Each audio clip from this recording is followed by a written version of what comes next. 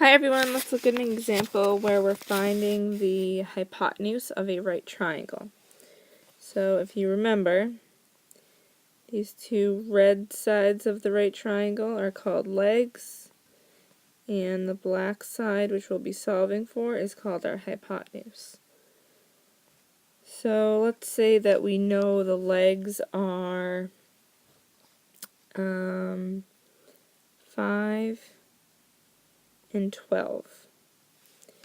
What we don't know is the length of the hypotenuse.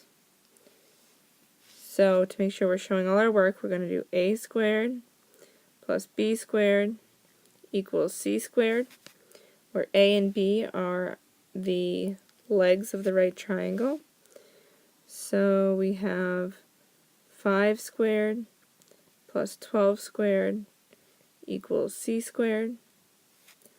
5 squared is 25, plus 12 squared, which is 144, equals c squared. 25 plus 144 is 169, equals c squared. So we take the square root of both sides. Remember that this cancels each other out, and we get 13 equals c.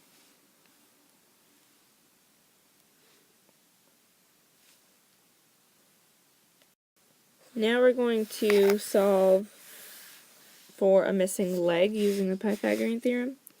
So again, we have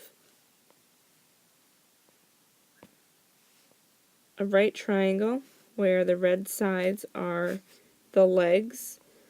Remember that the legs make up the right angle. And the black side is our hypotenuse.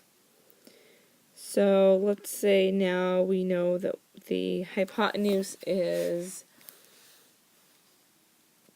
20, and one of the legs is 12, and we need to find the length of the missing leg. Again, we always want to start our work with a squared plus b squared equals c squared. We can say that 12 is a. Remember that it doesn't matter as far as a or b, which we plug in 12 for, as long as we know that a and b are the legs. So we don't know what the other leg is, but we do know that c is 20. 12 squared is 144, plus b squared equals 20 squared is 400.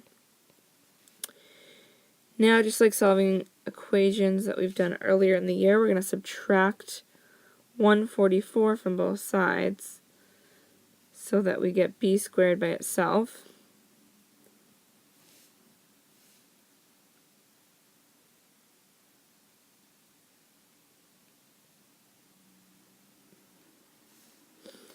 And we're going to take the square root of both sides.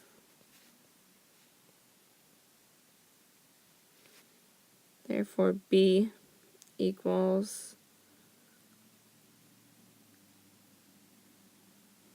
16.